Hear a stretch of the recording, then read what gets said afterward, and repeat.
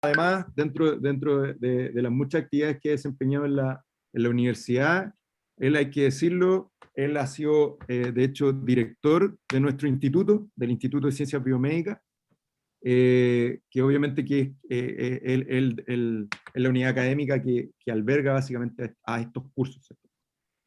Y bueno, desde el punto de vista de investigación, me imagino que él algo les va a comentar que está muy relacionado, si bien es del área biológica, pero es bioquímica, llamémosla, pero tiene mucho que ver con el tema de la química, ¿cierto? Y bueno, él tiene una línea fascinante que tiene que ver con las toxinas marinas y básicamente la generación de biosensores, detección de estas toxinas, ¿cierto? Y su efecto sobre, digamos, la salud, ¿cierto?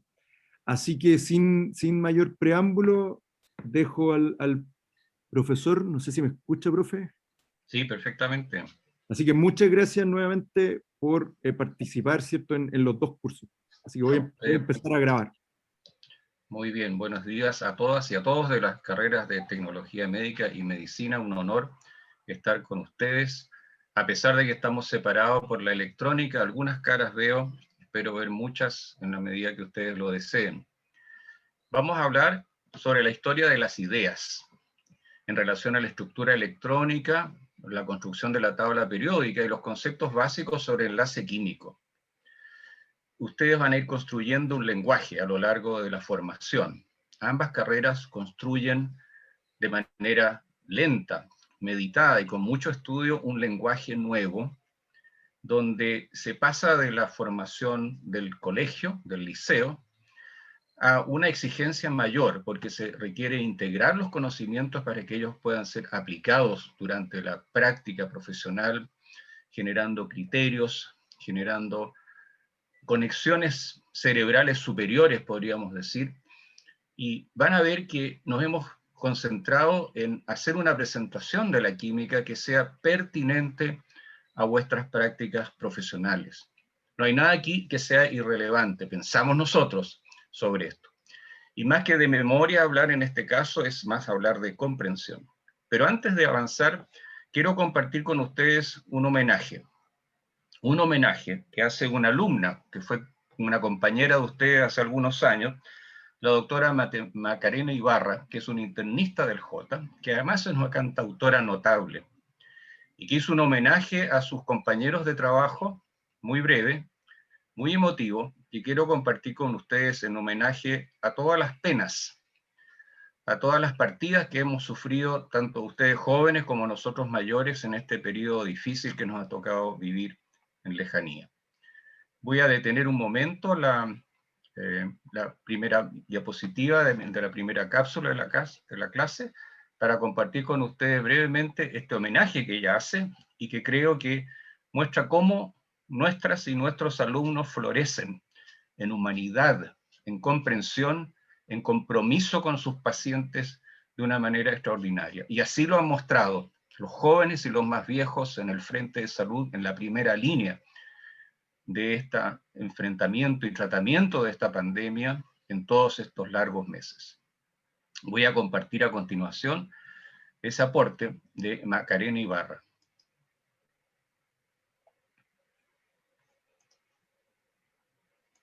Denme un segundo solamente para cambiar de... Ahí estamos.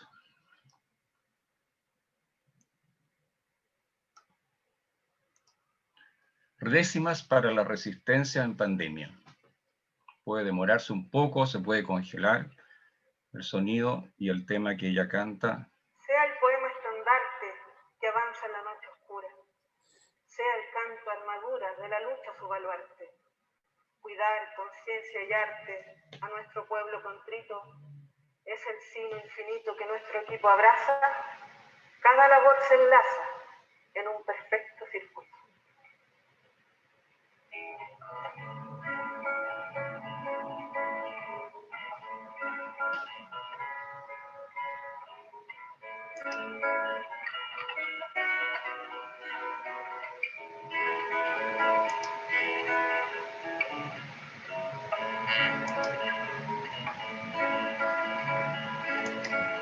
Pongo amor en lo que hago,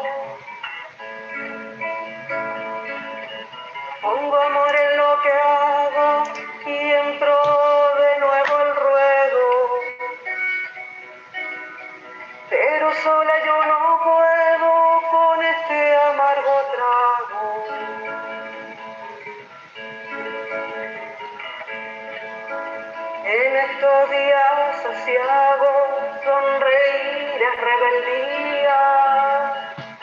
Recobremos la energía, codo a codo, siempre unidos, para darnos por vencidos, aún no ha llegado el día.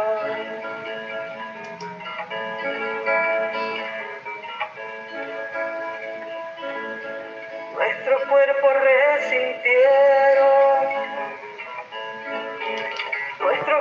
resintieron la pandemia incesante y menguó nuestro aguante al ver tantos que partieron.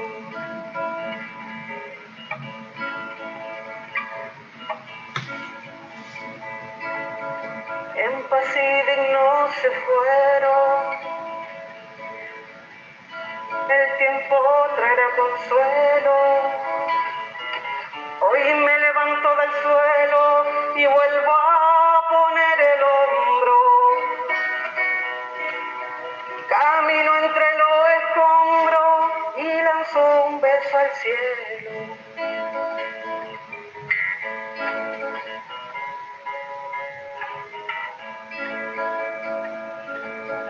Qué orgullo, compañero.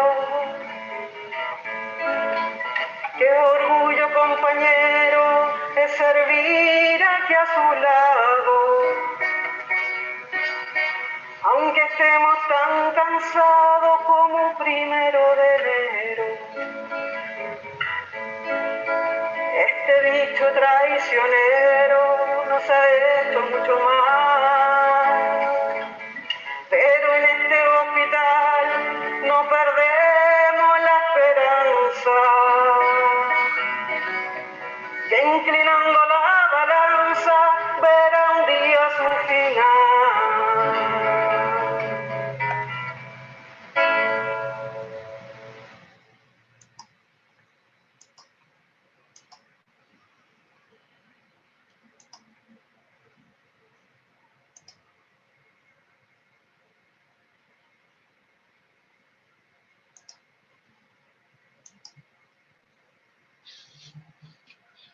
Bien, voy a compartir ahora las pantallas de mi clase.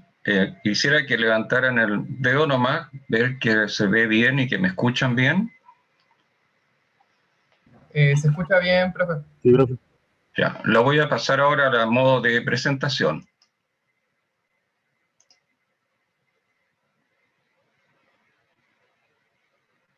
Muy bien. Como les decía, vamos a revisar en esta mañana varios temas. No se asusten por los conceptos que vamos a ir presentando. Algunos de ellos ustedes ya lo conocen, de los que han tenido química o física. No se trata de que vamos a hacer un examen de historia de las ideas, sino en introducir el curso con los conceptos fundamentales que nos van a acompañar no solo en estas materias, sino en biología y más adelante. Permítanme presentarme, Benjamín Suárez, director del Laboratorio de Toxinas Marinas. Estamos instalados en Santiago y en Castro, más o menos en el centro. Ese es nuestro edificio allá. Esta es una foto cuando el profesor Vivaldi inauguró estas nuevas dependencias hace algunos años, y aquí estoy acompañado hasta por mis hijos. Ahí me presento, estoy en ese lado. El laboratorio es un laboratorio de salud, por lo tanto hemos podido seguir trabajando en la pandemia, con permisos especiales por ser este servicio de análisis de toxinas marinas un servicio esencial para salud pública. Tenemos equipos avanzados en Castro, es un lugar de formación, de entrenamiento de gente, tenemos proyectos en funcionamiento, y el equipo es totalmente joven. Yo soy el único mayor asociado acá, son todos de la sub 45, de la sub 40, y es muy bueno eso. Profesionales de la Chile, la mayoría, de la Facultad de Veterinaria y otros lugares. En eso nos hemos dedicado muchos años, y uno entiende en ese quehacer que la pertinencia de la formación sobre estos conceptos básicos es muy grande para vuestra formación. Vamos a hablar sobre el desarrollo de las ideas sobre la estructura de la materia, hasta llegar a la visión moderna, la visión actual de la estructura electrónica de los átomos. ¿Y por qué lo hacemos? Porque permite explicarnos, predecir, entender. Ahora, En esta revisión inicial, la referencia fundamental que tenemos no es la única, es el libro de Chang, la 10ª edición, o ediciones anteriores que están perfectamente disponibles. Ahora, nosotros sabemos que las reacciones químicas están presentes en todos los procesos biológicos y son esenciales tanto para la transmisión de información genética, para sintetizar proteínas, para nuestra respiración, para nuestro metabolismo. En ese ámbito no solamente los enlaces químicos se forman y se destruyen, sino que hay un ámbito muy especial que vemos hacia el final de esta mañana, que es lo que se llama el reconocimiento molecular, entre proteínas, entre neurotransmisores y sus receptores, que depende de interacciones débiles, pero muy específicas. No se forman ni se rompen enlaces químicos de estos tipo carbono-carbono, carbono-oxígeno, que estamos acostumbrados, sino que se producen interacciones débiles entre partes de macromoléculas. Un ejemplo dramático es justamente la manera en que entre la proteína espiga del SARS-CoV-2, del virus actual y sus variantes, cómo esa proteína espiga que aparece en los alrededores de la estructura interacciona específicamente con un receptor que está en nuestros pulmones, en los alvéolos, en las células epiteliales al interior de los pulmones. Se une a eso, se reconoce, y eso gatilla posteriores procesos celulares que llevan a la invasión del virus inicial, a su reproducción dentro de la célula epitelial y la posterior destrucción y la aparición de miles de copias del virus que comienzan a infectar. Entonces, desde las reacciones químicas que hemos conocido probablemente en el colegio, aquí hay un ámbito del reconocimiento molecular que se ha puesto mucha atención en los últimos años. Hay, sin embargo, conceptos que ustedes conocen. Por ejemplo, que en los átomos, en la concepción moderna, hay partículas que los constituyen, partículas subatómicas, como protones, que son positivos, que en un átomo neutro es igual al número de electrones negativos, que son de carga igual y opuesta. Por lo tanto, un átomo en estado basal es eléctricamente neutro. Esto que es tan general, ¿cómo es posible que generen átomos, elementos de propiedades tan distintas y la enorme variedad de compuestos que se generan a partir de ellos? Esta es una de las preguntas fundamentales de la parte de este estudio del inicio de la química. Entre las convenciones que tenemos es que el elemento, en este caso es una X grande, un elemento X, hay convenciones que nos van a acompañar no solo en los temas de química, sino en los temas ya más profesionales, donde X es el símbolo atómico, A es el número másico, que es la suma de protones y neutrones, Z es el número atómico, que es el número de protones, y Q será la carga si es diferente de 0 y se anota. Y sabemos probablemente también de la química de ustedes que los átomos de un elemento no son únicos, sino que hay variaciones en el número de neutrones que generan los isótopos, isótopos que pueden ser estables o que pueden ser inestables, dando lugar a la radioactividad. Por eso, para poder explicar toda esta innumerable información experimental que nos llega, tenemos que revisar la estructura electrónica y explicar también por qué se producen periodicidades, porque hay elementos que son distintos pero que se parecen en muchos aspectos. Y eso es porque la estructura electrónica determina esas propiedades, determina cuáles átomos se combinan con cuál, determina también la estructura tridimensional de los compuestos químicos. Y esa estructura tridimensional es súper esencial cuando tratas de interaccionar, por ejemplo, la proteína espiga con sus receptores. Si varían aminoácidos de la proteína espiga, esa unión puede ser más fuerte, el virus es más contagioso, o puede no producir unión y el virus desaparece. Esa estructura tridimensional explica propiedades de los compuestos y es fundamentalmente en el ámbito de estas interacciones intermoleculares de baja energía que son las más relevantes, no las únicas, por supuesto, para la biología y la fisiología. Las ideas son muy antiguas, las que tienen que ver con la estructura.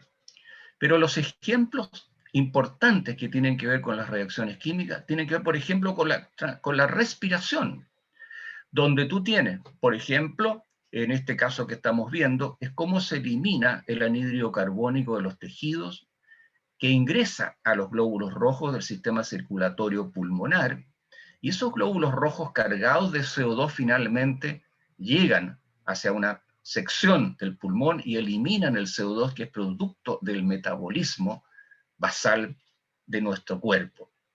Esos procesos están acompañados por formaciones, rupturas de enlaces, aparición de protones. Eso, ¿qué más importante hoy día que la función respiratoria en esta pandemia?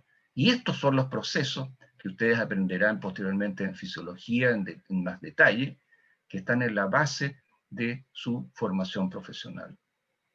A nivel más general, estas interacciones, por ejemplo, permiten que el agua disuelva un ion a través de interacciones que son entre el agua, que es un compuesto polar, con el ion, y estas interacciones hacen que el ion se disuelva. Es como ustedes agregan sal al agua, agitan un poquito y el agua, los cristales del cloruro de sodio se disuelven. Tan importantes son estas interacciones más débiles que tenemos los enlaces de hidrógeno, que a lo mejor escucharon ustedes en relación a la estructura de los ácidos nucleicos. Esos enlaces son específicos, no se une cualquier componente, cualquier adenina o guanina, no se combinan para asegurar la estructura tridimensional con cualquier otro componente del ácido nucleico. Son específicas y son estas las interacciones que se arman y desarman durante la proliferación, durante la producción de proteínas y la expresión de proteínas. Pasando de los datos de pertinencia, vamos a revisar muy someramente cómo transitamos de las primeras concepciones del átomo, que aparecieron hace ya varios miles, más de 4.000 años, por lo menos, 3.500 para ser más preciso, hasta el día de hoy, donde ustedes recordarán del colegio, un modelo difuso, un modelo planetario, el átomo de Bohr con sus respectivos niveles de energía, hasta una visión moderna en orbitales. ¿Por qué esta secuencia es importante? ¿Por qué creemos que es relevante contarla? Porque se produce a lo largo de la historia desde la observación experimental. La primera teoría sobre la materia la propone un cuáquero autodidacta que no fue recibido en las universidades inglesas de la época porque era un disidente religioso. Él construye una teoría atómica donde hay 3 leyes que son la base de los cálculos hoy día que van a ver ustedes en estequiometría. La primera de ellas, y todas ellas provienen de sus observaciones en aquellos años, con equipos rudimentarios, que la masa se conserva en las reacciones que él veía, que los compuestos tenían una composición definida o constante que los diferenciaba, y que los átomos se mezclaban, se combinaban entre ellos en proporciones múltiples enteras, 1 con 2, 2 con 3. Lo esencial aquí es esta percepción de la conservación de la materia. Ahora, esta teoría, que permaneció incólume por siglos, es revisada, como todas las teorías científicas, es revisada posteriormente. Él sostuvo que toda la materia estaba constituida por átomos que son partes indivisibles. ¿Qué sabemos hoy día? Que los átomos no son indivisibles, que tienen toda una construcción interna y hay un sistema, una concepción de la estructura estándar de los átomos en general. También sostenía que los átomos de elementos no podían ser convertidos a otros, a pesar de que eran los años de la alquimia, donde todo el mundo estaba tratando de generar pócimas milagrosas o convertir un metal en oro, por ejemplo. Sin embargo, hoy sabemos que los átomos se transforman. Y el caso más claro es el decaimiento radioactivo, que tiene además aplicaciones técnicas, aplicaciones clínicas, tanto en la imagenología hoy día como en el tratamiento de los cánceres a través de la radioterapia. Ahora, perduran, sin embargo, sólidamente que todos los átomos o elementos tienen idénticas propiedades, son distintos a los otros, y que los compuestos que conocemos son el resultado de la combinación de ellos en proporciones específicas, lo cual nos da las bases de poder calcular y predecir lo que pasa en las reacciones químicas. Sí, las ideas tienen historia, tienen peso, cruzan las generaciones, pero pueden ser revisadas, y en ciencia eso es una gran situación. La electricidad se comenzó a conocer y se le dio un nombre ya con los griegos. Viene del latín electricus, que significa que es similar al ámbar, a esta sustancia que se produce geológicamente y que uno si la frota, o puede frotar otros objetos hoy día, un lápiz Bic, vas a mostrar que puede producir electricidad estática, y ustedes en el colegio miraron esa serie de cuál era más potente para generar electricidad estática que otro. Pero hoy en día los fenómenos biológicos se saben que dependen de procesos eléctricos. Se generó la primera batería en el siglo XVII, XVIII al XIX, y posteriormente esto llevó a poder visualizar que la contracción muscular estaba asociada a bioelectricidad. Ahora, ¿qué queremos hacer en estos minutos? Comprender cómo se llegó a la concepción moderna del átomo. Y esto se puede leer en detalle. No le vamos a hacer un examen ni prueba sobre la historia de la química, por favor. Es solo para ir situando en el contexto científico apropiado cómo trabajamos en la química y por qué los conceptos de la física y de la química aquí coalescen, se juntan para explicar cosas tan esenciales, por ejemplo, como la interacción de la proteína espiga con su receptor en las células epiteliales pulmonares. Primero, J. Thomson, que recibió un premio Nobel de Física, aplicó sus conocimientos experimentales. Se sabía que existía una naturaleza eléctrica en la materia, no se sabía de dónde provenían las cargas. Él descubrió varias cosas esenciales hacia comienzos del siglo pasado. Descubrió el electrón, aunque él no le puso el nombre, e inventó un aparato muy interesante, que es el espectrómetro de masas. Ya lo veremos. ¿De dónde provienen esos estudios? Ya se conocía en aquellos momentos el tubo de rayos catódicos, que ustedes se lo tienen que imaginar, si por ahí hay alguna tele todavía de esas gordas que quedan arrumbadas.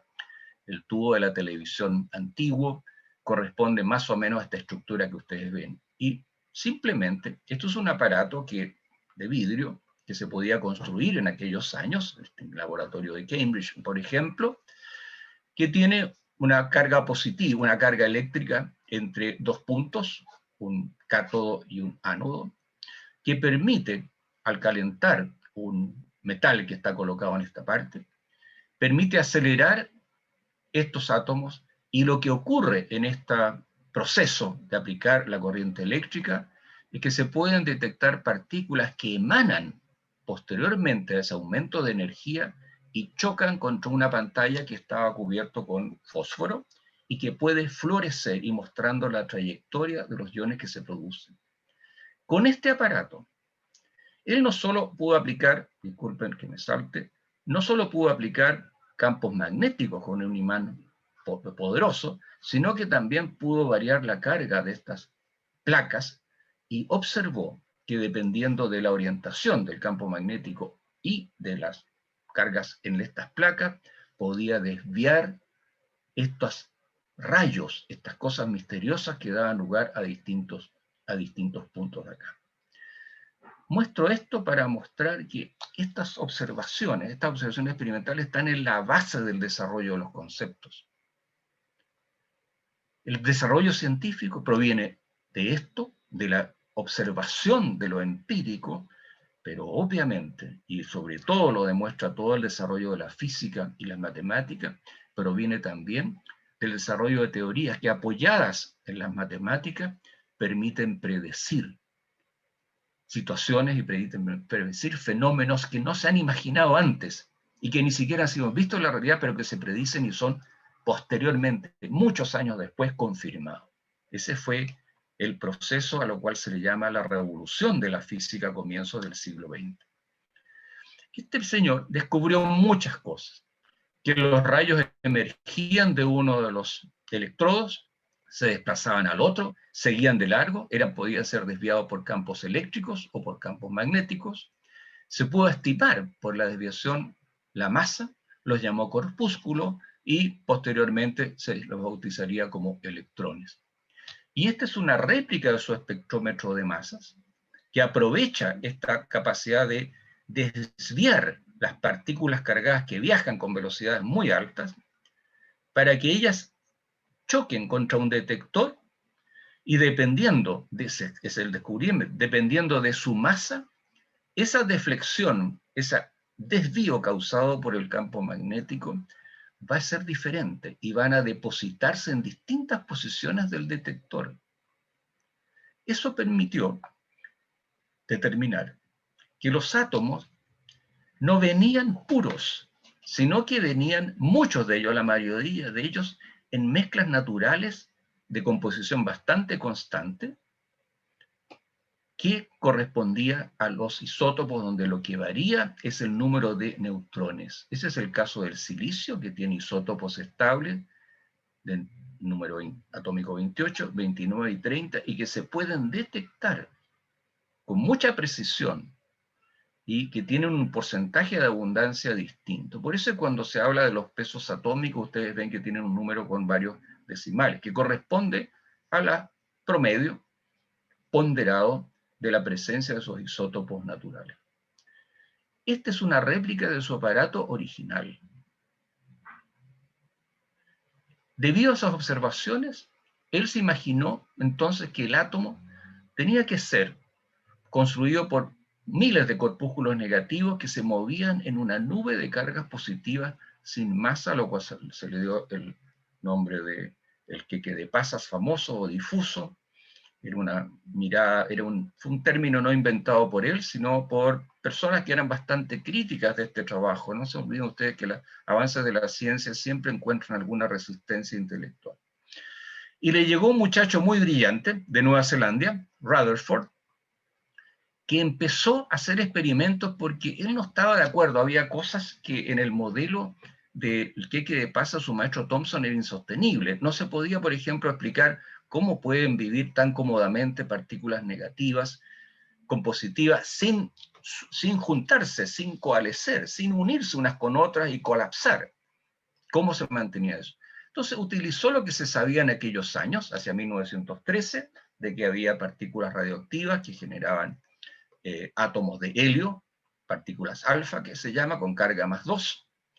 Hizo el famoso experimento donde desde un bloque de plomo en el cual estaba depositada la sustancia radioactiva, colocó una lámina de oro, una placa fotográfica semicircular, y obtuvo el resultado asombroso de que estas partículas no solamente seguían derecho la mayoría, sino que había algunas que eran desviadas al cruzar la lámina de oro. Eso lleva a una ruptura con el modelo de su maestro. No fue fácil esos años de confrontación de la experiencia, eran personas muy rigurosas. Finalmente Thomson se da cuenta de que el átomo parece tener un pequeño núcleo muy denso, cargado positivamente, que permite que estas partículas positivas, las partículas alfa que vienen, sean repelidas con alguna probabilidad baja, pero obviamente muy clara, indicando que rebotaban en algo. Y eso es lo que lleva a Rutherford a sugerir este modelo planetario que ha persistido por muchos años. Esto es un símbolo. Después se concluyó de que estaba constituido el núcleo por protones y neutrones, y bueno, y tiene muchas, y los protones y neutrones no son partículas indivisibles, tienen quarks y tienen otros que corresponden al modelo estándar actual de la física, que no nos corresponde revisar en este curso. El propio modelo de Rutherford, y el propio Rutherford sabía que tenía serias limitaciones. Si cargas del mismo signo se repelan, no se explica en este modelo tampoco cómo es posible que las partículas del núcleo, entre las cuales están los protones positivos, no se repelen entre sí y cómo los electrones no salen disparados hacia otro lado. Por lo tanto, en general, uno observa que todos los átomos son estables con excepción de los isótopos radioactivos. Entonces, estas fueron las preguntas del comienzo del siglo, y eso nos lleva, esas angustias, nos lleva al desarrollo de la teoría atómica moderna, que vamos a ver en la siguiente cápsula. Te pediría, Oscar, si tú puedes grabar en este momento, porque voy a bajar esta cápsula y voy a abrir la siguiente.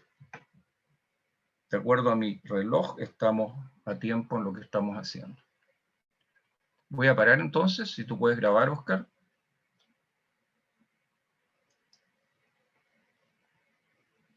Voy a subir entonces la cápsula siguiente. Les voy a pedir a continuación de esta cápsula 2 que tengamos una pausa, un momento de preguntas. ¿De acuerdo? Voy a cerrar esa y voy a compartir ahora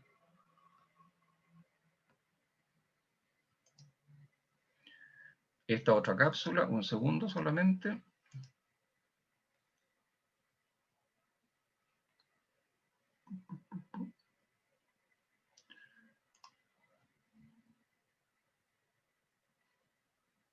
Denme un segundo, por favor.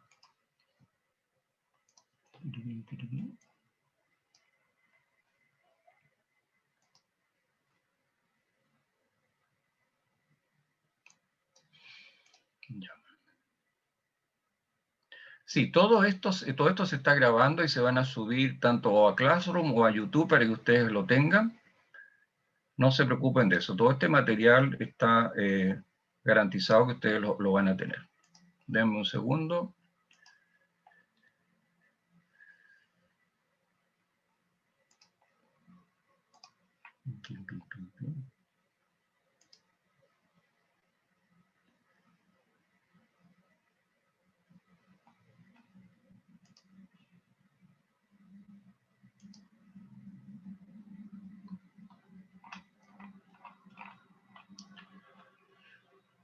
Ahora sí. Vamos a compartir entonces la...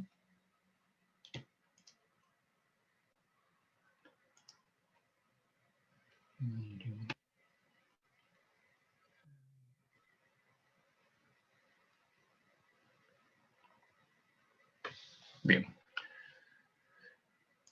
¿Se observa ahí? ¿Se observa este libro celeste que tengo al costado ahí, en esto? Sí. Sí. Ya. Sí, profe. Perfecto, muchas gracias. Disculpen que me haya demorado un poquito.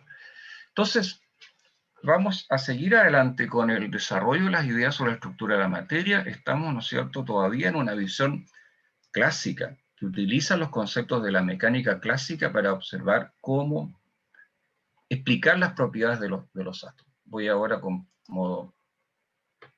Continuamos con la segunda cápsula de esta clase de átomos y estructura. Perdón un poquito, denme un segundo, aquí pasó algo raro.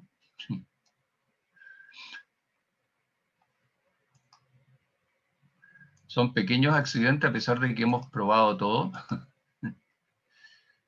Dame un segundo aquí. Very good. Muy bien. Esto es a pesar de los ensayos, les digo.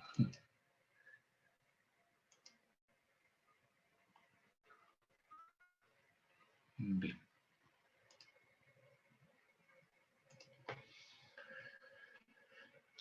Entonces continuamos con el desarrollo de la teoría atómica moderna. Lo que queremos en esta cápsula o tutorial es comprender cómo de esa estructura, de esa visión clásica de una especie de pequeño planeta, de un núcleo rodeado de electrones, de satélites, se llega a la concepción actual del átomo, que es una visión más probabilística. Existe, para las personas interesadas, una serie de libros que están en la serie LibreText, que están en español, que he usado para formular estas clases. Esto se llama, es un libro completo, que es una introducción a la estructura electrónica de átomos y moléculas. Están todos los detalles y aspectos físicos y matemáticos de esto. No se lo sugiero como libro de texto, pero es una referencia importante. No olvidemos que todas estas ideas vienen de miles de años y hemos pasado de un modelo difuso que fue criticado por el alumno de Thomson, profesor Rutherford después, y él mismo se daba cuenta que había problemas con esto. Esta idea original proviene de la imaginación de pensadores, es decir, de teorías e imágenes, pero en estos años el trabajo experimental fue esencial para avanzar. La revolución conceptual de la física, y aquí me van a perdonar cualquier compañero o compañero de ustedes que haya estado en ingeniería o que eso, esto es un resumen sinóptico mínimo de lo que es todo un tema, todo un curso, por decir un curso anual, sobre física cuántica o química cuántica. De manera que los colegas, los alumnos y alumnas que hayan tenido esta materia de una manera más rigurosa, me van a perdonar esta especie de sinopsis muy limitada sobre esta revolución conceptual. Esto lo he leído por años y siempre me fascina, porque hay ideas aquí donde se produce el salto de los aportes teóricos trascendentales. Einstein, siendo un empleado de una oficina de patentes en Zúrich, aprovechaba su tiempo y escribió 3 papers en esos años 1905. Y uno de ellos tiene que ver con el efecto fotoeléctrico. El efecto fotoeléctrico es lo que ustedes utilizan día a día en un aparatito como este. Lo utiliza la cámara que percibe y lo utiliza tanto la pantalla que proyecta la imagen.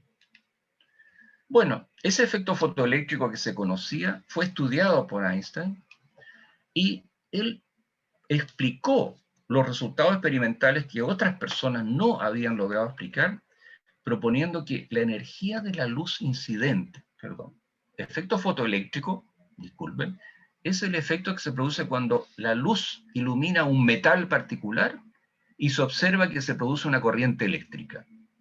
Se transforma la energía de la luz en electrones que se mueven, y a eso me refería cuando mostraba el teléfono móvil, tanto por el lado de su sensor, su cámara, que percibe la luz y transforma en corriente eléctrica, finalmente da lugar a una imagen en tu pantalla. Todo eso ocurre en la palma de la mano.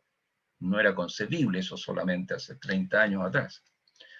Para explicar ese fenómeno del efecto fotoeléctrico, de la luz transformando, generando corriente eléctrica en un metal, él propone para explicar que la energía de la luz estaba cuantizada, venía en paquetes discretos. Idea revolucionaria que no le gustó a muchos. Posteriormente, Max Planck, al estudiar los espectros de emisión, que son, por ejemplo, la luz que ustedes observan cuando ven un fuego artificial, muy comunes en el último tiempo, propone que la materia, ahí están los efectos de los espectros de emisión de los átomos, propone que la materia está cuantizada. Pasamos de la energía en paquetes a la materia en paquetes. Y Niels Bohr genera este otro modelo del átomo que permite explicar su espectro de emisión que explicaremos a continuación. Luis de Broglie además avanza no solo en proponer que las radiaciones electromagnéticas, no solo la luz, sino todas las formas de radiación están cuantizadas, y genera este primer terremoto mental que uno no lo puede entender muy bien hasta el día de hoy, solo tiene que aceptarlo, es que estas partículas tienen propiedades tanto de ondas como si fueran partículas, pequeños paquetes. Su tamaño tan pequeño impide observarlas. Si uno las quiere ver, tiene que iluminarlas, y si uno le manda un fotón a una de estas partículas pequeñas, la partícula va a ir a dar a otro lado, como si fuera una bola de billar. Aparece el principio de incertidumbre. Por lo tanto, esto se conjuga en una visión probabilística, donde como estos objetos subatómicos tan pequeños no se pueden conocer en su velocidad, en su momento, en su posición al mismo tiempo, se genera una teoría general que aplica esta mecánica cuántica, esta nueva disciplina, a la estructura electrónica de los átomos. Y lo que conocemos hoy día son estas zonas donde existe una mayor o menor probabilidad de encontrar el electrón paseándose en torno al núcleo, que denominamos orbitales. Y estos orbitales tienen las propiedades de lo que propuso Bohr, tienen distintas energías. Y esos niveles de energía de orbitales están también cuantizados, son específicos para cada átomo, sea monoelectrónico o multielectrónico. Entonces, la visión moderna de lo que ustedes vamos a ver en química y qué es lo que se enseña, a veces de manera un poco pedregosa, está basada en observaciones sobre la interacción de la luz y la materia. El efecto fotoeléctrico, por ejemplo, y los espectros de emisión de los átomos. Y en estas pequeñas imágenes tenemos aquí estos tubos fluorescentes, como se les llama, donde en el fondo tienes gases de distinto que se excitan por la corriente eléctrica y emiten luces de distintos colores. Lo mismo ocurre con un espectáculo de fuegos artificiales. Estos son distintos compuestos, puede ser estroncio o cobre o sodio. El sodio es muy particular. Si ustedes tienen la cocina prendida y arrojan un poquitito de sal a las llamas, se ve una llama azul, una llama amarilla muy potente. Corresponden a los espectros de emisión. Los elementos que están acá dentro de esta pantalla, que son píxeles microscópicos, cada uno de ellos está energizado desde la cámara, y esa cámara lo traduce a través de su procesador interno en la imagen que la cámara está percibiendo. La cámara tiene un sensor, y esta pantalla tiene elementos emisores de luz que también se basan en estos espectros de emisión de los átomos. Es decir, en tu teléfono tienes los dos elementos experimentales del efecto fotoeléctrico, vale decir, en su cámara la luz se transforma en electricidad. El procesador gestiona esa infinidad de datos y los proyecta en la pantalla, aprovechando que los átomos que están aquí tienen emisiones en distintos colores, y los distintos colores corresponden a distintas longitudes de onda del espectro electromagnético. El espectro electromagnético va desde las ondas de radio hasta los rayos gamma o los rayos X que utilizas tú en las radiografías. La luz ultravioleta no la vemos, pero es muy dañina, produce quemaduras, puede iniciar fenómenos de cáncer en la piel, y el pequeño rango que tenemos aquí es el espectro visible, ¿ya? Del azul hacia el rojo son las frecuencias menores, por lo tanto la energía es menor, y hacia el azul son energías más fuertes, son frecuencias menores, y a mayor frecuencia hay mayor energía, y a menor frecuencia hay menor energía. Este es el espectro donde vas tú desde las radios hasta el microondas de tu casa, el infrarrojo, el visible que conocemos, el ultravioleta que nos daña, los rayos X que nos permiten hacer imagenología. Y la relación entre estos dos factores de frecuencia y longitud de onda tiene una constante de proporcionalidad, que es nada menos que la velocidad de la luz. Fenómenos naturales que tienen que ver con este espectro en el ámbito visible. Bueno, aquí tienen un arco iris, por todos conocido. Fíjense que hacia afuera están los rojos y hacia el interior están los azules o violetas. Inmediatamente, Martín, dame un segundito nomás para contar esta parte.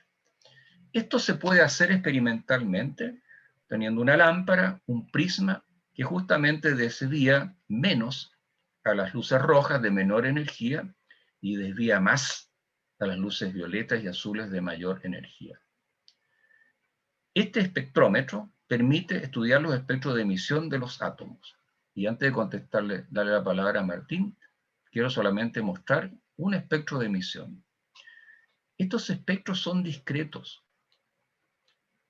La luz no es cualquiera, está muy fija en determinadas frecuencias. El hidrógeno tiene un rojo acá, un verdecito y un azul. El sodio tiene dos rayas amarillas que hacen su luz característica. El helio. El neón, que se utiliza en los tubos luminiscentes de la propaganda, que están muy de moda nuevamente. Te fijas que son rojo, amarillo, el mercurio. Ese carácter discreto, ¿cómo lo explicamos? Y ahí viene la pregunta de Max Planck y de otros. A ver, por favor, Martín, tienes la palabra. Sí, profesor. Es que creo que hay una compañera en la sala de espera. Ah, por favor, no sé si eso lo ve. Ya fue ingresada, tranquilo, ya fue ingresada. Gracias, Martín. Profe, sí, gracias. Dígame nomás. en la diapositiva anterior, lo que se refiere que, por ejemplo, que el neón tiene... No, la siguiente. ¿Ya? que el neón tenga, por ejemplo, ese espectro se refiere a que nosotros podemos ver solo esos colores. Exactamente. Entonces, si hay algo neón rosado, en realidad no sería neón, porque ahí no está dentro, o algo de neón que sea verde. Tienes toda la razón. Lo que pasa es que hay muchos colores derivados en la plantilla Pantone, que son mezclas. ¿ya? Entonces, el rosado fue un gran problema para los pintores, porque querían imitar el color de la carne, de la piel. El rosado tiene toda una historia, los plateados y una serie de colores derivados que están en la plantilla Pantone, y ocurre que son derivados y mezclas en distinta proporción de estas emisiones primarias. Ya, perfecto. Ahora, si tú miras esto y ves un tubo de neón, lo vas a ver rojo-naranja, ¿ya? El sodio se ve claramente amarillo, así que si prende la cortina y tira un poquitín de sal a la llama, o a un fósforo, y vas a ver el color amarillo característico, que es el espectro de emisión del sodio. Los invito a hacer ese pequeño experimento que no tiene mayor riesgo. ¿Sí? ¿Martín tenía la mano levantada también? No. Pero hay dos participantes. Hablen nomás, por favor. Profesor, sí, yo, Martín. Yo, Martín, dígame. ¿Los códigos de barras también funcionan con esto, lo que es el espectro de emisión? Claro, los códigos de barras, lo que pasa es que es diferente. Lo que se usa ahí es iluminarlos con una luz láser que es coherente de una longitud de onda, y la lectura de eso, ese pattern de barras, viste, has fijado que la luz láser es una línea. Eso es reflejado, es como que la reflectancia de ese código es alterada por las barras negras, y eso es leído por el sensor. ¿Ya? Se parecen a esto. En general, tú te adelantaste a que yo dijera que esto es como el código de barra de los elementos. Y es tan útil esto que tú orientas un telescopio a una estrella y puedes estudiar la composición de sus elementos. Y te das cuenta que los elementos de la estrella son los mismos. Es más, el helio fue identificado en el Sol y después en la Tierra, gracias a estas señales. ¿De acuerdo? Son datos esenciales para hacer la que se llama la astroquímica. Hay otra mano de Martín Cocali, ¿no es cierto? No. La otra persona que no lo alcanzo a ver porque como estoy con la presentación en toda la pantalla, no veo. Esperanza. Tobar. Gracias, Esperanza. Dime nomás. Si una estrella emite luz de cierto color, uno puede suponer la composición de esa estrella, ¿no? Lo que emite no son solo los colores, sino que tú puedes orientar un telescopio, tomar esto, ¿ya? Vas a recibir el espectro de líneas de la estrella, porque te va mandando eso, y lo puedes llevar a un espectrómetro que va a analizar esto, y va a identificar y ponerle un número de frecuencia a cada una de las cosas que ve. Los espectros de las estrellas son bastante complejos y hay que buscar con patrones, con librerías de espectro, a cuáles corresponden cada una de las bandas. No es fácil. Pero es esa luz la que se descompone en estos elementos discretos, y cuando tú los separas te das cuenta que, pucha, tenemos helio ahí también, o tenemos mercurio, o tenemos cobre en una estrella. Se puede observar eso también en el polvo estelar. Toda emisión electromagnética que venga de las estrellas, producida por los elementos que son comunes en todo el universo con nosotros, no ha habido excepción hasta ahora, mandan estas señales descompuestas. Analizar el conjunto es todo un arte que se hace ahora con inteligencia artificial para poder distinguir no solo elementos, sino distinguir compuestos orgánicos en las estrellas. Por ejemplo, el ácido cianhídrico, el HCN, existe en las estrellas, con muchos otros. Pero no me hagan hablar de astroquímica o astrofísica, no, astroquímica realmente, porque no terminaríamos sino hasta las 5 de la tarde. Bueno, estas observaciones confirmaron que la emisión de energía se produce desde niveles discretos, y es donde Niels Bohr, danés, asociaría estos espectros de emisión y las posiciones de estas líneas de emisión, que son frecuencias específicas, que son energía específica, a transiciones energéticas de los electrones entre niveles específicos. En este esquema del átomo de hidrógeno, ahí tienes tú la figura de que si yo excito por calor, normalmente, un átomo, sus electrones van a migrar a niveles superiores. Y cuando decaen, esa energía en exceso es eliminada como un fotón. Y ese fotón tiene una determinada frecuencia que va a dar lugar al color o a los colores, porque esto puede venir de muchos más niveles. que los átomos en general tienen niveles energéticos basales y tienen muchos otros niveles no ocupados que pueden acceder, pero que también se conocen y son discretos. Y de ese decaimiento es donde se proviene esa energía en acceso, se libera en forma de luz, en forma de una irradiación electromagnética. Si tú excitas átomos más interiores, que cuesta más sacarlo, necesitas más energía, cuando esos electrones que sacaste de capas más cercanas al núcleo decaen, generan fotones de una frecuencia mucho más alta, mucho más energética. Y es así como puedes obtener rayos X, que son emisiones electromagnéticas, ya no tienen ni un color, sino están muy lejos y son muy peligrosas. ¿Ya? Entonces, esta proposición de estructura está explicando cosas que ustedes ya conocen, pero la estamos formalizando a través de poner atención en la estructura electrónica cuantizada de los átomos. Eso propuso Bohr.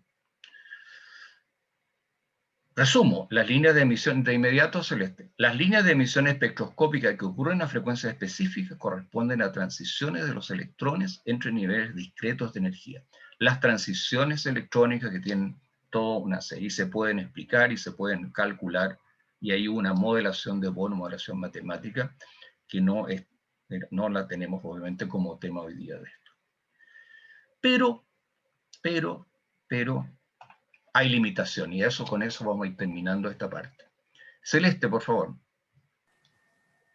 Sí, mi duda es que si mientras más niveles tiene un átomo, más líneas de emisión tiene, ya que hay más formas claro, sí, más formas en que un electrón puede caer a cierto nivel.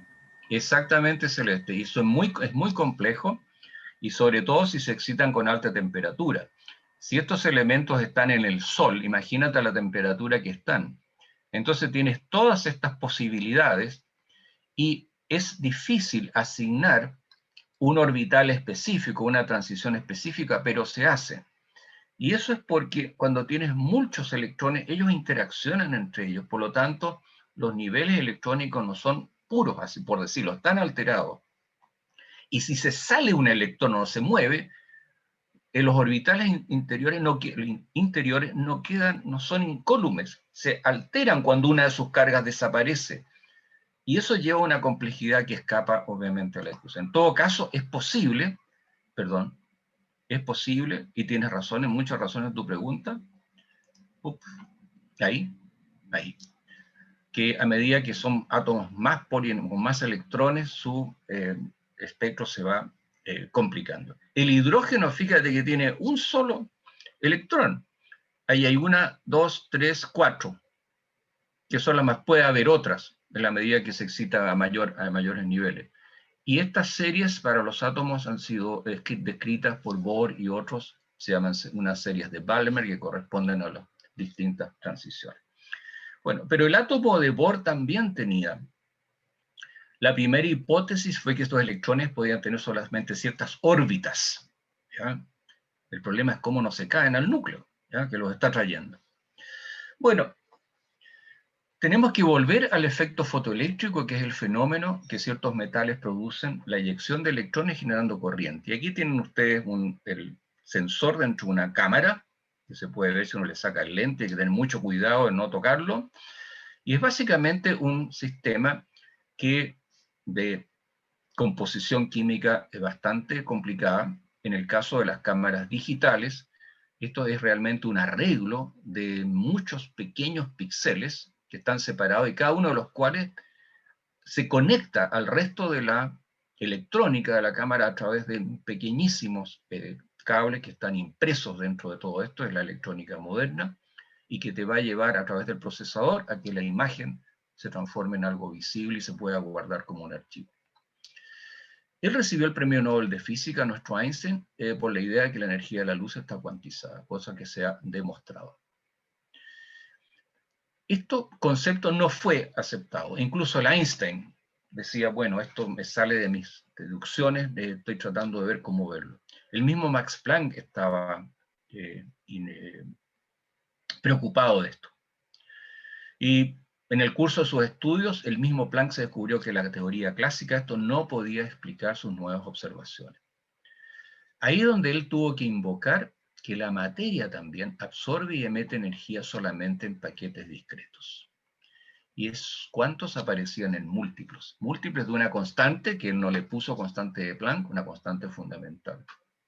Y esa idea que estamos viendo, que los átomos emiten y absorben energía en paquetes discretos, como se ven en estos espectros de emisión, fue uno de los descubrimientos que consolidaron todas estas ideas y significó pensar todas estas propiedades de la materia a escala atómica y subatómica de manera distinta. Esta observación apoyó esta observación de que depende de la frecuencia, la generación de la energía eléctrica en este caso, existiría una relación cuantitativa entre longitud de onda, frecuencia de una emisión y la energía. Esto no se sabía, pero lo hizo un joven, Louis de Broglie, premio Nobel de Física, que empleando lo que había desarrollado Max Planck, lo que ya se conocía clásicamente en relación entre frecuencia y longitud de onda, y la ecuación de Einstein entre energía y masa que ella había generado él en su teoría de la relatividad especial, derivó esta relación, donde para un fotón su longitud de onda es la constante de Planck dividido por su masa y la velocidad de la luz. Es decir, cualquier objeto, una pelota de fútbol, nosotros podemos tener una longitud de onda, pero como nuestra masa es muy grande, imagínate esa longitud de onda va a ser pequeñísima. Tendría solo para masas muy pequeñas, tú tienes longitudes de onda que están dentro del espectro electromagnético que tenemos al frente, que podemos percibir por nuestro sentido o por instrumentos. Profesor, sí. Cortito. Esperanza Tovar en el chat pregunta, cuando el electrón salta hacia un nivel más lejano del núcleo, ¿se vuelve un poco inestable hasta que vuelve a su nivel anterior? Exactamente. Todas las transiciones a niveles superiores de energía requieren energía externa, y ese es un estado inestable del átomo. Tienden naturalmente a volver a su estado basal, donde estaban, y en ese momento es donde emiten la energía adicional que recibieron, la emiten en forma de una emisión electromagnética, en este caso en el rango visible para los átomos habituales. ¿Ya? Y Nicolás Aravena tiene la mano arriba. Nicolás. Sí, a mí me quedó la duda de cómo se detectan las emisiones que están fuera del espectro visible. Ajá, claro. Imagínate el observatorio ALMA, ¿ya? El observatorio ALMA, que está ahí en la pradera, en la meseta de Chajnantor, que son 64 antenas. Esas antenas están preparadas con sus detectores para recibir en el rango de las microondas. Y las microondas es más lejano, mucho más a la izquierda en mi diagrama, el diagrama típico, mucho más a la izquierda de las microondas, de la frecuencia que está en los microondas de uso hogareño, ¿ya? Ahora, ellos tienen detectores especiales que son como antenas, como una antena de radio. Tu radio portátil, si tienes una pues, cercana por ahí, puedes extender una antena. La longitud de esa antena y la electrónica asociada están ajustadas a las frecuencias de emisión de la frecuencia modulada en la radio o de onda larga, dependiendo del ámbito. Normalmente uno usa frecuencia modulada, que está transmitiendo en el orden de los megahercios, ¿ya? Eso no lo podemos escuchar, no lo podemos ver, son de alta frecuencia, pero siempre tú puedes tener una antena que resuene con eso. Y dependiendo de la energía, te necesitas una antena más grande o más chica. Por eso que los teléfonos celulares dependen de torres que están repartidas con alta densidad en las ciudades. Y tú te alejas de la ciudad y pierdes señal. No llegan lejos. Tu teléfono celular tiene una antena para esas frecuencias que están en el orden de los gigahercios. ¿Ya? Son bastante fuertes. Entonces, no solamente necesitas, para cada longitud de onda hay un detector, para cada rango hay un detector específico. ¿Ya? Bien. Llegando a de Broglie, ya estamos terminando. De Broglie además observó esta cosa que es difícil de entender, por qué la luz muestra propiedades de partículas y muestra propiedades de onda. Bueno, esta propiedad dual, que es lo difícil de entender, se acepta hoy en día porque la evidencia es muy fuerte en torno a esto. Ahora, la falla fundamental del modelo de Bohr es que creyó poder definir al mismo tiempo la posición del electrón y su energía o momento. Profesor, ¿sí? Perdón, Mira. Lucas tiene una pregunta también. Lucas Cabeza. Lucas. Al tiro, déjame terminar esta idea. Ya, súper. Gracias.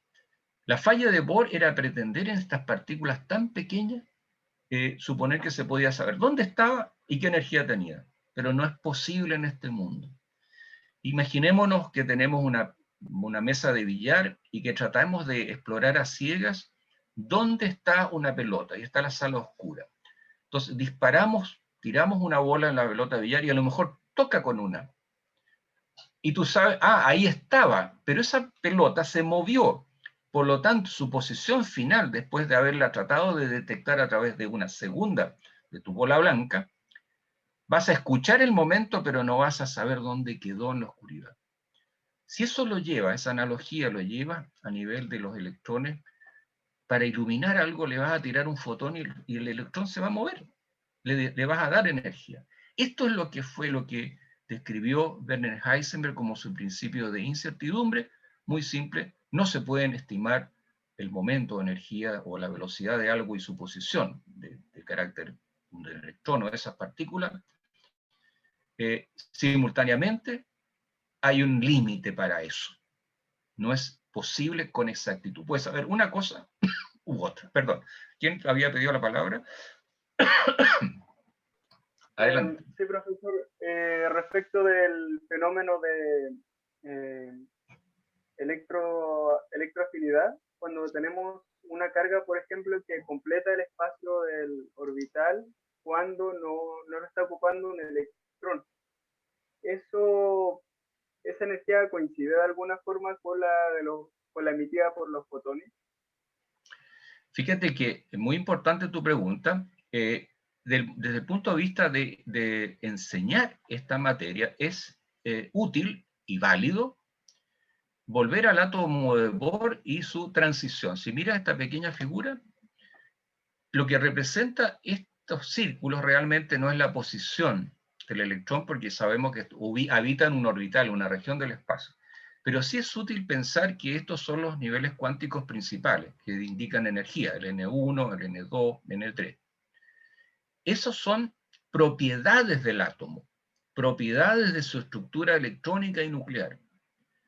Un átomo de helio o de hidrógeno no tiene otros niveles disponibles. Todos los átomos de helio tienen esta propiedad, y eso explica su especificidad como elemento de la tabla periódica. Tiene a su disposición estos niveles de energía, y eso están determinados por la estructura nuclear y por el número de electrones. Por lo tanto, si no me perdí con tu pregunta, siempre vas a tener, si vas a tener, excitarlos a un nivel superior, vas a tener como huella digital que esos átomos van a mostrar que sus electrones, al volver a los estados basales más estables, van a emitir siempre un fotón de la misma frecuencia, y por eso que hablamos de que los espectros de emisión son como su código de barra. Discúlpame si me perdí en tu pregunta inicial, me distrajo alguien me estaba intentando llamar en ese instante. No sé si me expliqué, disculpa. Sí, entiendo. Entonces la electroafinidad no tiene el valor de la energía que ocupa en el orbital, no tiene por qué ser igual porque no son los mismos fenómenos. ¿Tú estás hablando de electroafinidad?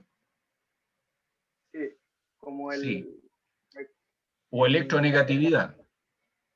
No, la electroafinidad, la energía con la que rellena un electrón cuando le falta o sea, el átomo cuando le falta un electrón. Ah, ya, perdón. Ahora te entiendo. Mira, la electroafinidad, como veremos al final de antes de ir a tabla periódica, depende de dos contribuciones. No solo depende de que los electrones están atraídos por el núcleo, no solo depende de que el electrón ocupe en un átomo polielectrónico uno o más niveles en distintos orbitales.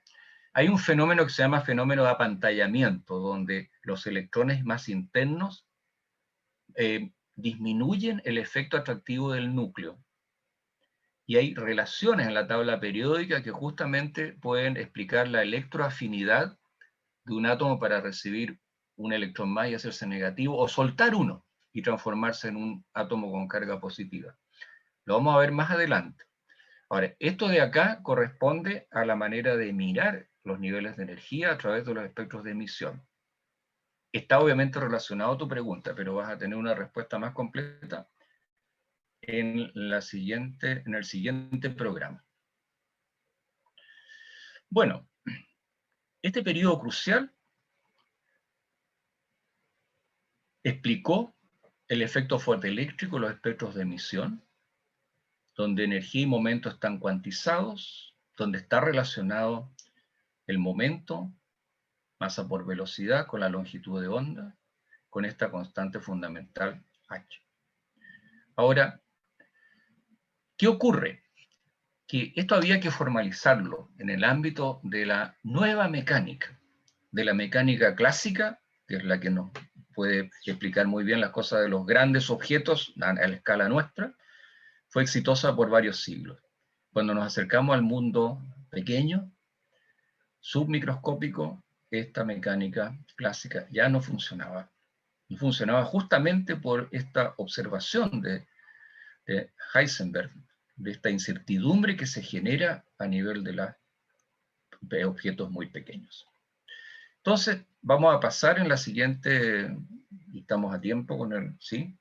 Vamos a pasar a la visión actual de la estructura electrónica de los átomos en la siguiente cápsula. Le pido a Oscar si puede grabar ahora. Estoy grabando. Subirlo. Se está grabando. Muy bien. Ya, entonces puedo terminar de compartir y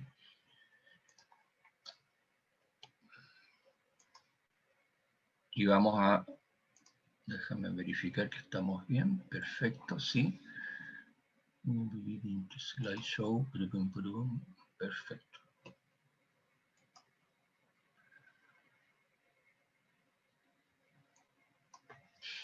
Vamos a llegar, y estamos a tiempo dentro de lo que habíamos considerado. Así que, muy bien. Entonces ahora voy a compartir.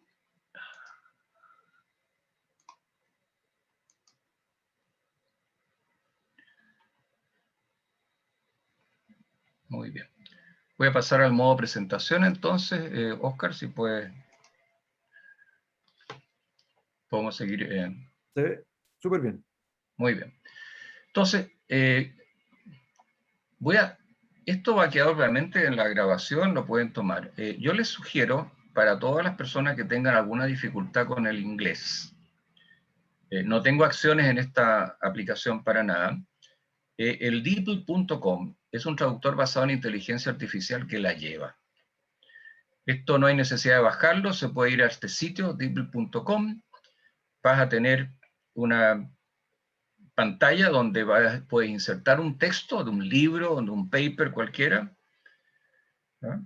Y puedes elegir varios idiomas. Aquí elegí español, pero tienes húngaro, chino, y puedes traducir del chino, mandarín, del alemán, de donde quieras. Realmente es muy notable, gratuito. No es necesario bajarlo, uno llega y va al sitio web y tiene esto, y puedes, en la versión gratuita, puedes sin problemas traducir una página de texto completa en pocos segundos, ¿ya? Así que les doy como dato el DeepL.com. Entonces vamos a terminar esta parte de las ideas sobre la estructura de la materia con la visión actual. Vamos a llegar entonces al modelo moderno. ¿Cómo se logra esto? Se logra a través de una descripción matemática de la conducta de los electrones, a los cuales participó Erwin Schrödinger y Max Born. Y ellos emplearon una idea de que los electrones se comportan como ondas, ¿ya? Y usando una ecuación que finalmente fue bautizada ecuación de Schrödinger, que describe una función de onda para dar cuenta de la energía de un electrón y de la probabilidad de encontrárselo en una región del espacio, dada esta incertidumbre que existe con estas partículas tan pequeñas.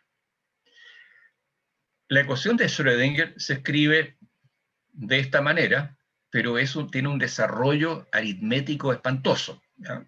Que ocuparía en letra chica toda esta pantalla, no la voy a poner. Pero básicamente dice que la energía de un electrón se puede describir por una función donde distintos factores que se llaman números cuánticos permiten describir no solo su nivel de energía, su forma, cómo se orientan, y además mencionan si el electrón en un campo magnético se comporta en una forma paralela o antiparalela, si tiene un spin en un sentido u otro. Esto fue un aporte sensacional, que además permite explicar de manera muy resumida, sin meterse en las complejidades matemáticas de esto, cómo es en estos momentos la visión moderna de la distribución de los electrones en un átomo. Esta función de onda utiliza 4 números cuánticos. El número principal n, que dice cuál es la energía, cuánto normalmente asociado, cuanto más cerca o más lejos del núcleo está. El momento angular, que tiene que ver con su forma, si tiene una distribución esférica, tiene una distribución distinta en forma de lóbulos. Magnético, que indica cuál es la orientación de estos lóbulos, porque el esférico tiene una sola orientación. Y el cuarto tiene que ver con el spin del electrón, que puede ser más un medio o menos un medio. Y lo interesante a recordar en estos momentos, en que cada electrón en un átomo tiene su root único, tiene su n propio, su momento angular propio, su número magnético cuántico propio y el spin. No puede haber en un mismo orbital más de 2 electrones siempre y cuando tengan spines opuestos. Y normalmente hay uno solo en las capas electrónicas más externas. Entonces, estos NMLS son el root de los electrones. ¿De acuerdo? Estamos pasando de código de barra, de espectro de emisión, ahora estamos hablando del root de los electrones. Y es cierto. Por ejemplo, los orbitales tipo S, porque hay todo un nivel, ¿no es cierto? El número cuántico principal son orbitales tipo S, que son simétricos como este, que ven aquí, voy a volver atrás después. Son de tipo P, que ustedes lo pueden recordar del colegio, con 3 orientaciones, o el tipo D, y hay más complicados, el tipo F, que tienen estructura más compleja. ¿Veis? Por si acaso, aquí está yo doy siempre los sitios web de donde he sacado todas estas figuras que me parecen útiles. Este es el profesor Schaller, de St. John's University. Ustedes lo pueden usar solamente, como todas las cosas en ciencia y en medicina y en las carreras de la salud. No se olviden nunca el aspecto ético, que si tú utilizas una información que alguien generó, tienes que dar crédito de dónde viene, ¿ya? Entonces todas mis figuras, etcétera, son libres, están en el Google, por ejemplo, o las he seleccionado de publicaciones y de ayudas a la docencia, que están en muchas partes y son muchas. Ustedes probablemente conocen al profesor Dave, que es excelente, desgraciadamente no está traducido todavía, tiene tutoriales fantásticos de todas estas materias. Bueno, si usted mira, el número cuántico principal n apunta a los tipos de orbitales que puedes tener, ¿ya? El número cuántico en este caso va a ser 1, si es el principal, el caso obviamente del hidrógeno, o 2s o 3s para adelante. Son números enteros, ¿ya? También para los orbitales p, que son 2p, 3p o más, pero hay que distinguirlos de acuerdo a su orientación en este marco referencial. Y los orbitales d forman lóbulos más complejos y por lo tanto tienen denominaciones más distintas. En esta tabla hay un resumen del tipo de valores que pueden tener, ¿no es cierto? N puede tener valores 1, 2, 3 o más, son integrales. Normalmente los L son un número menos, 0, 0, 1 más allá, etc. Pero no nos vamos a complicar con los números que vamos a ir trabajando en construir fácilmente estas estructuras electrónicas siguiendo los principios de construcción que se conocen.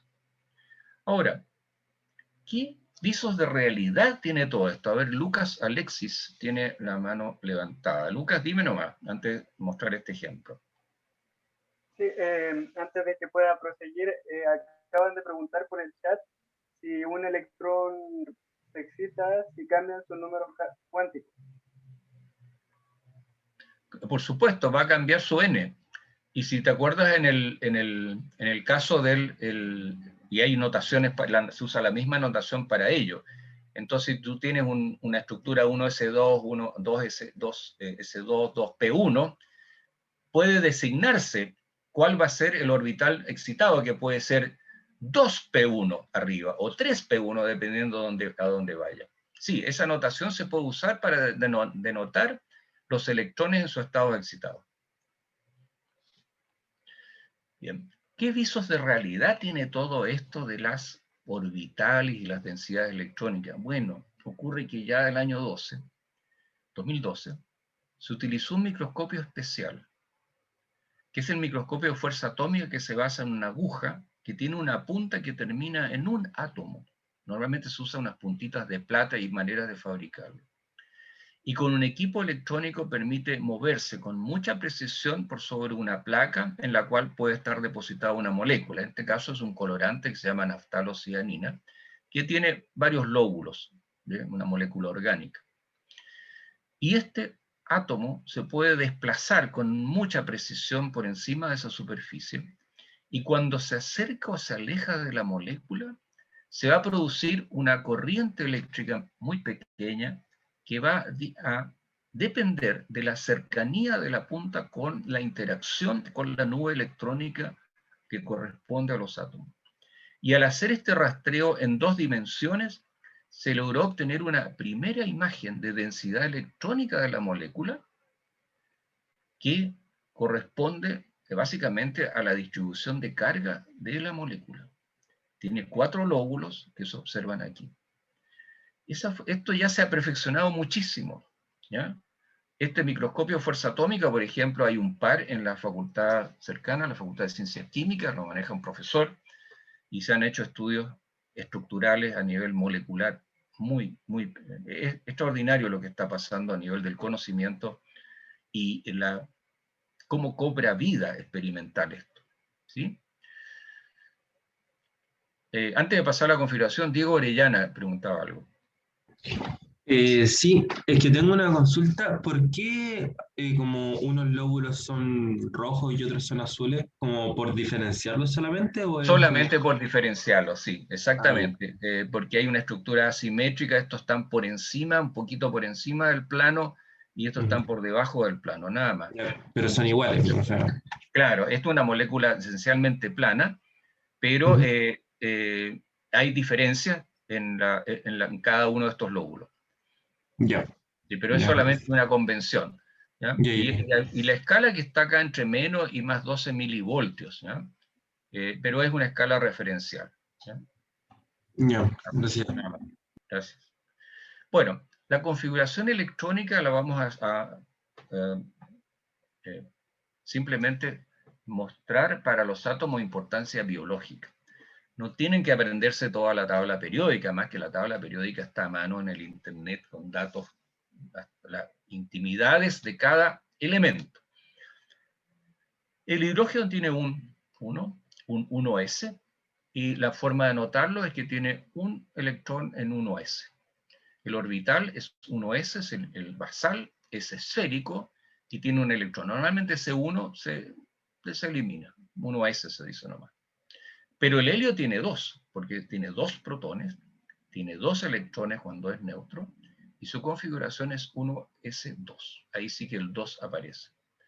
Y si siguen con el litio, van a ir construyendo esta forma de anotar la configuración 1s2, 2s1, el berilio, el boro y el carbono, que es tan importante, va a ser 1s2, 2s2, 2p2. Es decir, tiene un orbital con un número cuántico n igual a 1, tiene otro orbital s con número cuántico 2, es de mayor energía, está por afuera del primero, y tiene un orbital p de nivel 2, número cuántico 2, con 2 electrones. Es decir, los orbitales P pueden ser 3, pero aquí hay solo 2 de ellos ocupados con un electrón cada uno. ¿Cómo anoto eso? ¿Vean? La anotación posible que puede darse es que, como los orbitales P están dirigidos a los 3 ejes del marco de referencia, puedes anotarlo que hay en el 1 con un electrón y el siguiente con otro electrón. Esta es una forma, hay varias formas de hacerlo, solamente para aclarar. Fíjate que el nitrógeno, que es el otro más importante, tiene un electrón más en P, que es el 3. Y eso están ocupando cada uno de los orbitales P que están en las 3 direcciones. El oxígeno tiene un cuarto más, cuarto electrón. ¿Dónde va a ir eso? Y para eso hay reglas que visualizaremos a continuación. Puede irse a cualquiera de ellos, pero tiene que ir con el spin antiparalelo. No puede ser igual. Puede existir, pero sería una orbital inestable, con un valor energético asociado distinto, superior. No puede decir que no ocurran estas transiciones, no puede decir que en condiciones de excitación un electrón pueda cambiar y ocupar un mismo orbital con las mismas orientaciones, con el mismo spin. Pero en el estado basal, la construcción es con spines opuestos. El flúor, ya llegamos al otro lado de la tabla periódica, es 1s2 o CO2p5, y fíjate lo que pasa aquí. Hay 2 orbitales P llenos, 2 orbitales y uno vacío. Y hablando de electroafinidad, cuando me preguntaron esto, entonces, ¿qué tienden a hacer los átomos en general cuando ceden o captan un electrón? Tratan de parecerse a la configuración electrónica de lo que se llamaba el gas noble o el gas inerte más siguiente, ¿no es cierto? Y esa ya era una regla en las primeras químicas que nos podía decir, entonces como el flúor está cerca del neón, lo que prefiere hacer es parecerse a su primo ahí, que es el neón, va a agarrar un electrón, pero no le cambian los neutrones, los protones al flúor, por lo tanto, si se le gana un electrón aquí, va a quedar con una carga negativa, va a formar un ion de carga negativa o anión. Bueno, y una de las valencias predominantes del flúor es justamente -1. Tiende a ganar 1 para quedar como un flúor -1. Es decir, no es una broma de que tenemos que conocer un poquito de la estructura electrónica si queremos salir de los conocimientos de memoria a comprender por qué el flúor tiene una valencia preferente, no es la única, tiene varias más, de -1. ¿De acuerdo? Estos orbitales se llenan sucesivamente respetando principios. El principio de construcción, viene de origen alemán, Aufbauprinzip, que establece que a cada electrón, para cada protón al núcleo se incorpora un nuevo electrón en su orbital. Y esto está en el párrafo 7.8 del capítulo 7 de Goltz, para que ustedes lo puedan revisar. El hidrógeno tiene un electrón en orbital S, escribimos su configuración 1s1 que se puede omitir, y para construir otra, primero, que los electrones siempre partan al mínimo nivel de energía. Segundo, que tengan el spin antiparalelo, que era el principio de exclusión de Pauli. Y el principio de Hund es que los electrones van ocupando por separado orbital iguales de energía, manteniéndose desapareados. La distribución más estable es la que tiene el mayor número de spines paralelos. Por ejemplo, acá, el carbono, en vez de que los dos queden juntos, lo más estable es que queden separados. Para el nitrógeno, los 3 que están en sp3, que queden separados. Ejemplo del cloro, que tiene 17 electrones. Esta es la regla, como decíamos ahí, la regla de Hund, o principio de Hund. Estos son los niveles, esto es está en varios libros. Aquí ustedes pueden ver la relación energética entre los distintos niveles de energía que pueden asumir los electrones, desde los orbitales 1s hasta incluso por aquí hay unos F. Son bastante complicados. Y en general se van llenando en el orden 1s, 2s, 2p, después 3s, 3p, 4s, 4s, 3d, aquí hay un salto que está presente en los metales de transición, al 4p, el 5s, aquí se desordena un poquito, porque el 5p, el 4d es primero, etc. Pero nosotros nos vamos a quedar acá abajito nomás. Y miren cómo se llena el cloro. Obviamente primero llenamos el 1s con los dos antiparalelos, después el 2s, después llenamos todo el p, después el 3s y finalmente el 3p, pues son 17 electrones. ¿Y cómo lo hacemos? Bueno, de abajo hacia arriba, primero llenándolos con electrón antiparalelo y el último lo colocamos, obviamente no cabe los anteriores, queda al final. Ahí tienes tú el tipo de construcción. Entonces, estos son los niveles de energía de orbitales en un átomo polielectrónico que es muy aproximado. Este otro diagrama bastante común es cómo se van llenando. Primero 1s, 2s, 2p, 3p, etc. Pero hay excepciones que no son objeto de este curso. Pueden estar en un curso de química general de otro ámbito, pueden haber sido mencionados en el colegio en algún momento. Hay profesores muy entusiastas que mencionan esas, pero nosotros no lo vamos a tomar. Para los de importancia biológica, recordar, ¿no es cierto?, lo principal: el carbono tiene estos dos electrones, el nitrógeno ocupa los tres, el oxígeno, el flúor, fundamental. Estas propiedades, lo que va a ocurrir, que si tú avanzas en la tabla periódica, las estructuras de las capas más externas, por ejemplo, las capas P, ¿ya?, de los orbitales P, son las mismas. Y te das cuenta que cuando eso se repite en las capas más externas, que puede ser 3P o 4P, es cuando aparecen las periodicidades de la tabla periódica. ¿De acuerdo? Pero esto también permite predecir propiedades. Hay compuestos que pueden ser sensibles a un campo magnético, magnetizable, y otros que no. Entonces yo les quiero preguntar acá, estoy tratando de quitar esta cosa, no me deja, ya.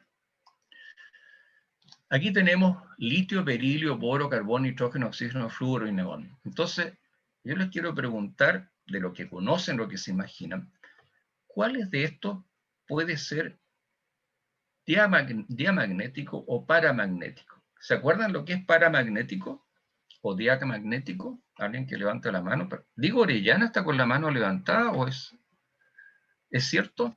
No, era del anterior, se me olvidó bajarle. No te preocupes, pero ahora hay dos personas que levantaron la mano. ¿Qué es paramagnético o diamagnético? Diego Orellana, no, ya se fue ya. ¿Sí? ¿Quién está levantando la manito? Diego Medina. Dime. No, yo lo conocía como que tenía como que no estaba completo el orbital, pero creo que no es como la definición correcta. Que no estaba completo. Por ejemplo, ahí como está el litio. Claro. Como que no tiene completa la... Lo vamos a dilucidar. Gracias. Tomás. Vale. ¿Quién más había levantado la mano? Ay, sí, perdón, tenía el micrófono apagado. Si no me equivoco, tenía que ver con el tema de que un elemento tenía como un electrón desapareado y el otro tenía como que... No, como que tenía un electrón desapareado y todos los demás tenían sus pares. Pero no recuerdo cuál era cuál. Muy bien. Por ahí, tibio, por ahí va la cosa. Es decir, o hay electrón desapareado o no hay. Entonces, ¿cuáles de este caso tienen un electrón? ¿Cuáles tienen todos apareados, por ejemplo? El neón, ¿no es cierto? ¿No es así? Sí. El berilio. El otro también. Es don berilio, ¿no es cierto? ¿Y cuál sería ese si tiene todos los electrones apareados? ¿Es sensible o no sensible a la presencia de un campo magnético? No debería. No sensible. No debería. No debería ser sensible. Sería entonces diamagnético. ¿Ya? Sí. Justo. ¿Se fijan? Y los demás van a ser paramagnéticos porque tienen por lo menos uno más electrones desapareados. ¿Se fijan? Es decir, ustedes sabían esto, ¿ya? Estaban un poco perdidos, pero al final lo sabían. Entonces, para que un átomo sea paramagnético, y eso se lo va a transferir a sus sales y a sus compuestos, tiene que tener electrones desapareados. Flúor, oxígeno, nitrógeno. Y eso son propiedades que se miden en el laboratorio, si es paramagnético o diamagnético.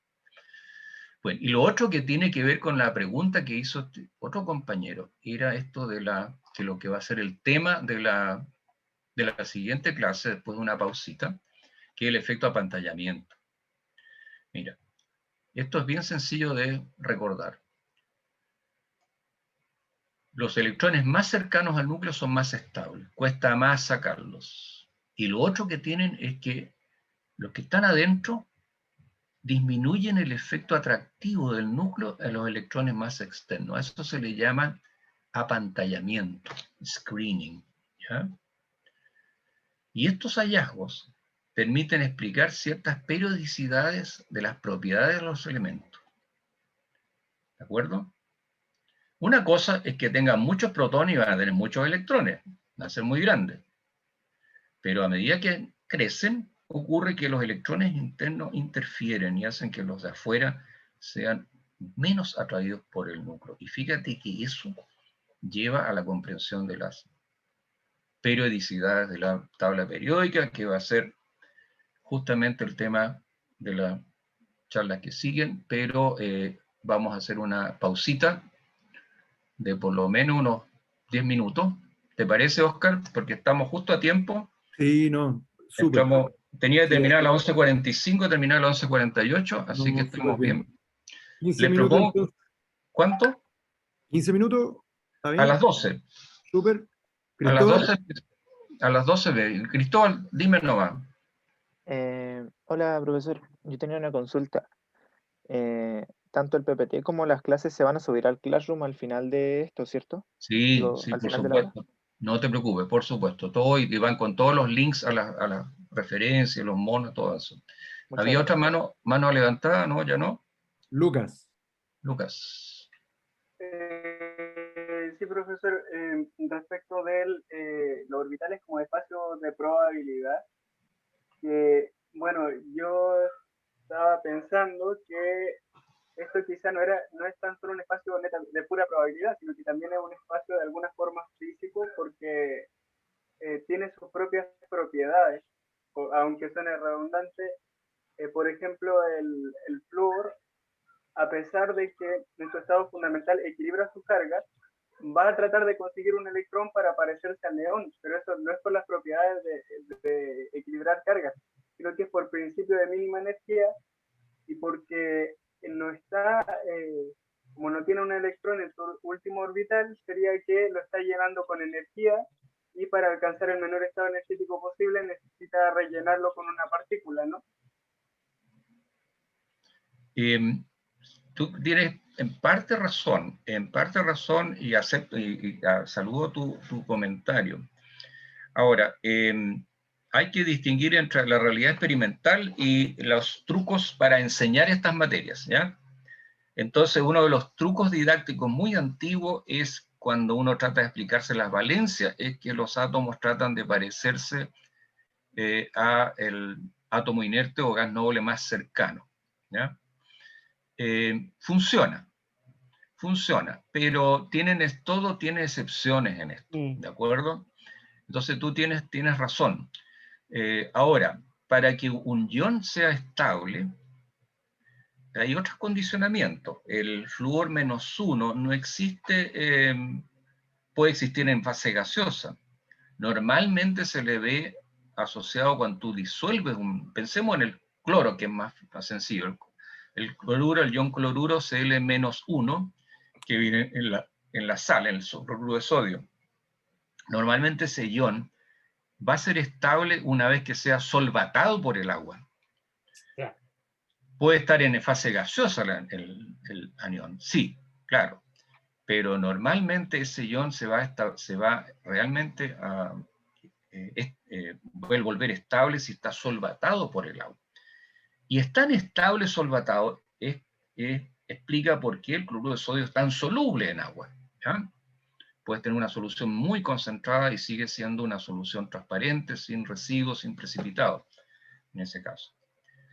Por eso que hay una parte de realidad tuya muy grande, pero el que sea más estable un ion necesita calificaciones adicionales, ¿ya? Puede estar en fase gaseosa, pero digo que en fase gaseosa no es estable, va a reaccionar. ¿Ya? Bueno, va a haber más preguntas para esto. Yo necesito parar un ratito hasta las 11, así que les pido permiso para parar de compartir. Les agradezco la atención. Las preguntas, nos vemos a las 12, ¿no es cierto? Exacto.